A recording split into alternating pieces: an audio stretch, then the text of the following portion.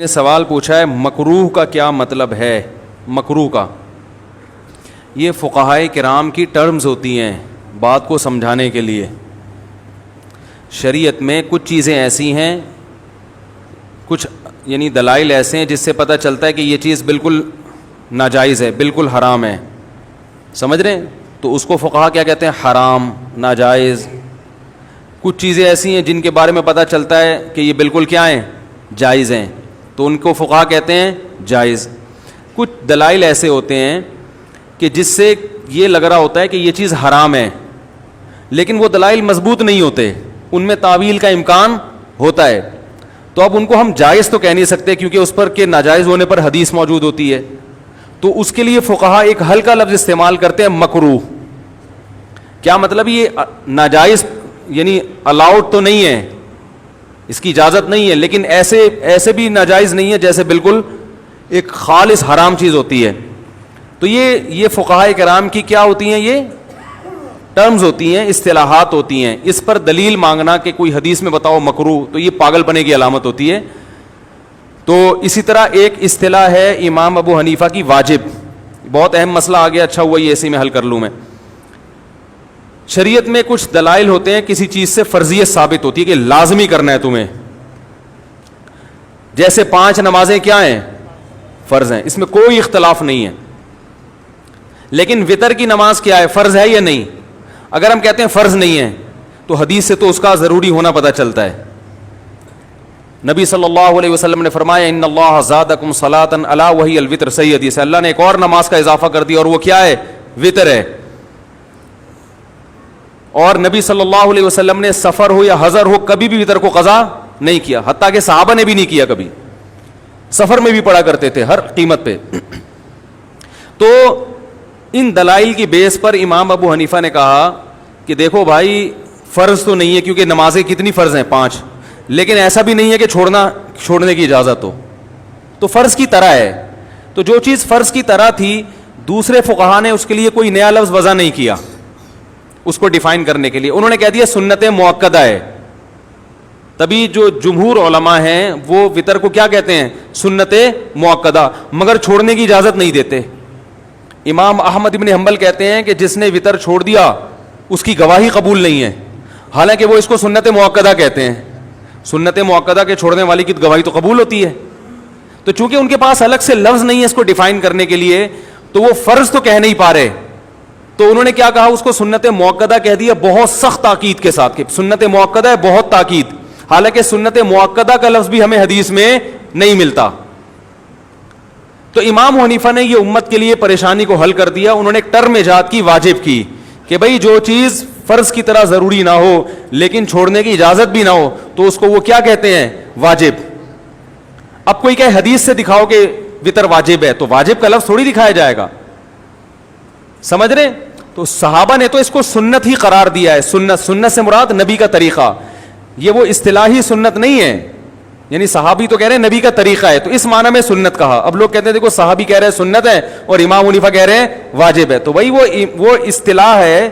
صحابی نے سنت اس معنی میں نہیں کہا کہ فرض نہیں ہے، بلکہ اس معنی میں کہا کہ نبی کا طریقہ ہے. اب چاہے وہ فرض ہو یا سنت ہو یا واجب ہو، یہ ایک الگ بحث ہے.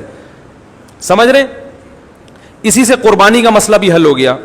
قربانی کے بارے میں تینوں ائمہ، امام مالک، امام احمد ابن حنبل، امام شافعی، یہ کہتے ہیں سنت مؤکدہ ہے، واجب نہیں ہے، کیونکہ ان کے ہاں واجب کا معنی فرض ہے.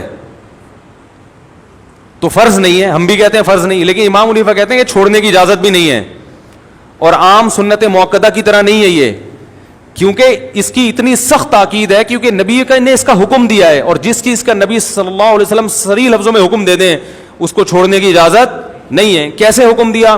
حدیث میں آتا ہے، حضرت ابو ہریرہ سے مروی حدیث ہے، آپ صلی اللہ علیہ وسلم نے فرمایا کہ من وجد سعة لأن يضحي فلم يضحي فلا يقربن مصلانا.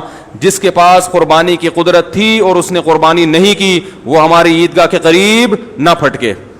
اس حدیث کی صحیح اور ضعیف ہونے میں اختلاف ہے، مگر محققین کی اکثریت نے اس کو صحیح حدیث قرار دیا ہے. اور اسی بیس پر دوسرے علماء نے اس کو سنت مؤکدہ قرار دیا کہ بہت سخت تاکید ہے. امام حنیفہ کہتے ہیں سنت کا جو اصطلاح ہے نا، ٹرم، اس کے مطلب یہ چھوڑنے میں گناہ نہیں ہے, تاکید تو ہے مگر گناہ نہیں ہے چھوڑنا, جبکہ قربانی چھوڑنا کیا ہے, کیونکہ اس حدیث سے پتہ چل رہا ہے یہ وعید ہے. تو انہوں نے ایک ٹرم ایجاد کی واجب کا لفظ, کہ واجب کا مطلب ایسے فرض نہیں ہے جیسے نماز, زکوٰۃ, حج, روزہ فرض ہوتا ہے, اس طرح قربانی نہیں ہے, لیکن ایسے ہلکی بھی نہیں ہے کہ اس کو چھوڑ دیں. تو وہ درمیانی چیز کو کیا کہتے ہیں, واجب. سمجھ رہے ہیں؟ تو اس میں امام حنیفہ کا رائے, ان کا مذہب بہت طاقتور ہے کہ قربانی کو چھوڑنے کی اجازت نہیں ہے. اور اسی حدیث سے ایک اور مسئلہ بھی حل ہو گیا کہ بہت سے فقہا اس کے قائل ہیں کہ گھر میں ایک فرد کی طرف سے قربانی کو تمام افراد کی طرف سے کافی ہو جائے گی, جبکہ حدیث کے الفاظ ہیں من وجد سعۃ, جس کے پاس بھی گنجائش ہے اور وہ قربانی نہ کرے. تو اس میں مرد اور عورت دونوں الگ الگ داخل ہیں. تو جو بھی گھر میں بالغ ہے وہ اگر صاحب نصاب ہے تو قربانی کرے گا. اور یہ جو حدیثوں میں آتا ہے کہ صحابہ کے دور میں گھر کا سربراہ قربانی کرتا تھا, سب کی طرف سے کافی ہو جاتی تھی, تو ہم کہتے ہیں اس لیے کہ اس زمانے میں صاحب نصاب ہوتا ہی گھر کا سربراہ تھا. خواتین کے پاس تھوڑی پیسے ہوتے تھے, بہت کم ایسے. آج کل تو خواتین کے پاس اتنا سونا ہوتا ہے, مرد بیگم سے پیسے مانگ رہا ہوتا ہے آج کل.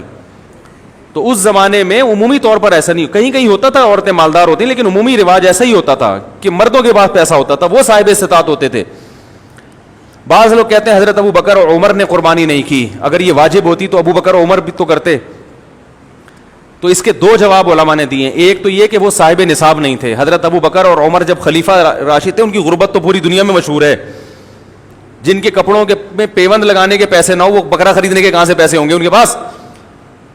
کیا ہو گیا بھائی؟ تو ابو بکر اور عمر نے اپنے دور خلافت میں جو خود قربانی نہیں کی, اس کی وجہ وہ صاحب نصاب نہیں تھے. دوسری وجہ یہ بھی ہو سکتی ہے کہ جو راوی ہے نا بیان کرنے والا کہ ابو بکر عمر نہیں کرتے تھے, تو عین ممکن ہے اس نے نہ دیکھا ہو, انہوں نے سب کے سامنے نہ کی ہو. یہ بھی بعض بڑے علماء نے اس کی تعویل کی ہے, اس روایت کی, کہ ممکن ہے الگ کرتے ہو, ضروری نہیں سب کو دکھا کے کی ہو, لیکن پہلی بات زیادہ قوی معلوم ہوتی ہے کہ وہ صاحب نصاب نہیں تھے.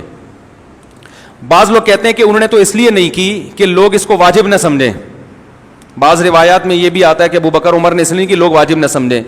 تو بھائی اس لیے کہ غریب آدمی بھی اس کو واجب نہ سمجھے. اگر ابو بکر اور عمر ہر سال کرتے پابندی سے قربانی, حالانکہ ان کی غربت مشہور تھی, تو لوگ یہ سمجھتے کہ استطاعت نہیں ہو تو بھی ہر مسلمان نے قربانی کرنی ہے, جبکہ جس کے پاس استطاعت نہیں ہے اس پر واجب نہیں ہے, بلکہ ایک عام سنت ہے, کر لے اچھی بات ہے, نہیں کرے کوئی گناہ نہیں.